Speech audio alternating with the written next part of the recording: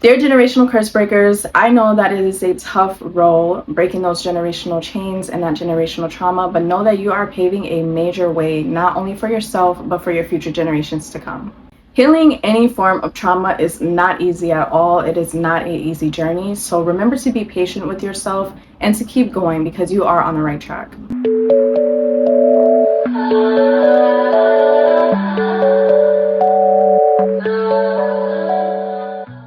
Hi loves, welcome back to my channel and welcome if you are new. My name is Tyla and today is all about generational curses, the different kinds, as well as healing generational trauma. So just a quick overview of what generational trauma and generational curses are is it's basically just toxic patterns, behaviors, trauma that trickles down from each generation that prevents you from healing. So when we're talking about breaking generational trauma and those generational chains, we are talking about making the conscious decision to heal and to stop repeating certain patterns and certain behaviors to break that chain. So something really important that I want to talk about when it comes to this topic is when it comes to passing down your trauma. Us as individuals, when we do have certain trauma and we hold on to that trauma and we don't do the inner work, our DNA and everything that we have gets passed down to our children and future children to come. So technically it gets passed down to them, that trauma, that pain, certain sins as well. And that's basically where the generational trauma comes in. So that is why it's so important that we are making sure that we are doing the inner work and we are doing our best to heal from certain things so that we can live in a way that suits our highest good, so that we can continue to elevate each and every generation.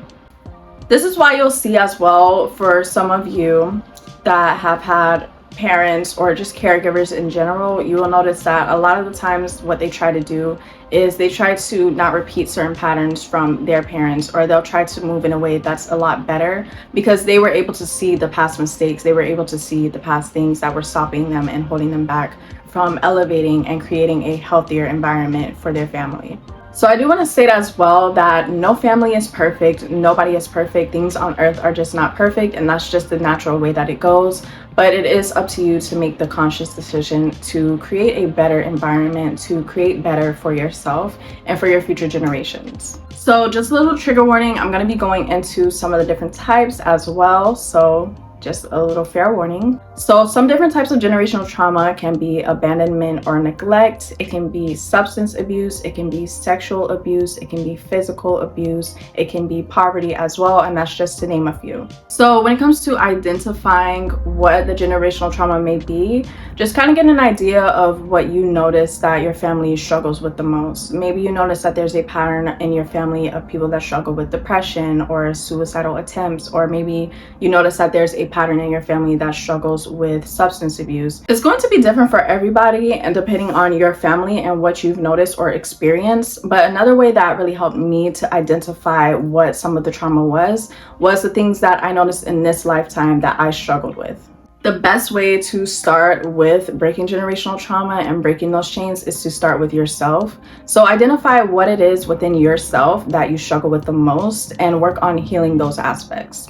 Me personally, I did most of my healing on my own. I found different resources online and different things to help me to cope with certain ways that I was handling my issues and my problems, because some of the ways that I was coping were unhealthy and I had to find better alternatives. So that's a really good place to start. If you do notice that you have any habits or any toxic behavior patterns that you notice are holding you back or that don't result in good or positive outcomes for you, that is where you need to start when it comes to your healing.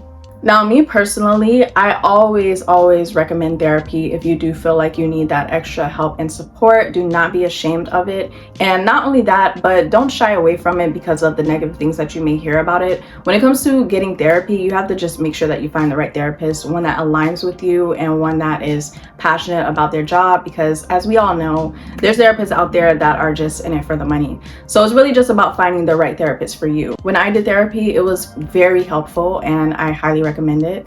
So if you do notice that there's a pattern in your family where people don't necessarily get that extra help, or maybe your family doesn't believe in therapy or certain things like that, then make sure that you are taking the steps on your own to make the decisions that are best for you. Do not let outside forces and opinions detour you from getting the help that you seriously need, especially if you know that it's something that's going to be beneficial for you. So some symptoms of generational trauma may show up as hypervigilance, low self-esteem, having trouble trusting others, hopelessness, mental health disorders, as well as fear of death. Trauma as well can cause PTSD, so some symptoms of PTSD from trauma may appear as depression, mood swings, nervousness/anxiety, trouble with memory, avoidance, or difficulty concentrating or thinking. As well, when it comes to a person having stress and trauma, this can increase the chance of them suffering from chronic pain and illnesses, as well as other conditions like heart disease and diabetes. So when it comes to generational trauma, this can lead to unhealthy behaviors such as substance abuse and addictions, which is why it is so important to make sure that you are noticing these things when you see it and healing from it so that you don't continue that pattern.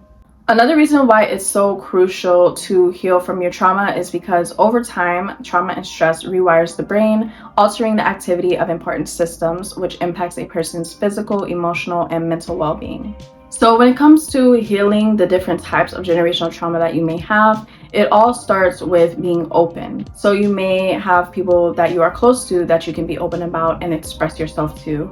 If your generational trauma comes in the form of you having an inability to express your emotions, practice expressing yourself. If some of your trauma has to do with substance abuse, make sure that you are finding healthy ways to cope so that you aren't relying on substances. If your trauma has to do something with sexual or physical abuse, make sure that you are getting the professional help if that is needed and that you are overcoming those feelings of guilt, of shame, and unworthiness. Now, healing trauma and facing certain things that you may have experienced is not an easy process. It's actually a rather painful process. So it is going to take for you to actually be open to healing and be open to revisiting certain things that may have happened in your life and certain experience that you've had. That is a key part of healing, especially when it comes to trauma. But that is what's going to help you to overcome it and eventually make it on the other side to where you can be free from it and you won't feel those feelings of PTSD, anxiety, unworthiness, low self-esteem, and everything else that comes with trauma. So take it very easy on yourself. Be very, very patient with yourself because it's a process and it's not a quick overnight process. It does take time to heal trauma, especially when it is generational, especially when it does involve certain abuse and substances and things like that. It gets really deep. So just make sure that you are giving yourself grace, that you are showing love to yourself and pouring to yourself in these moments, and that you are getting the help if you do need help, that you are not facing it alone, because it can be even harder when you are trying to overcome it alone.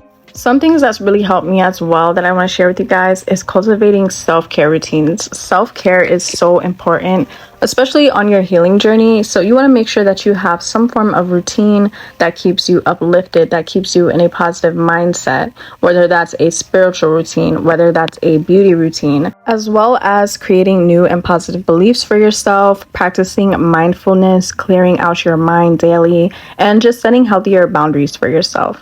Another really important thing to do is inner child healing as well, and depending on who you are, you may not have had the craziest or worst childhood, but if you know that you've had a lot of situations in your childhood that affected you and really made you into who you are today, practice teaching yourself better and new healthier habits and patterns. So in a sense, you would be reparenting yourself. So ask yourself what things that you feel that you didn't receive when you were a child and start pouring to yourself now in those ways. And if a specific person triggers these feelings, make sure that you are creating new ways to address the behavior so you no longer feel triggered.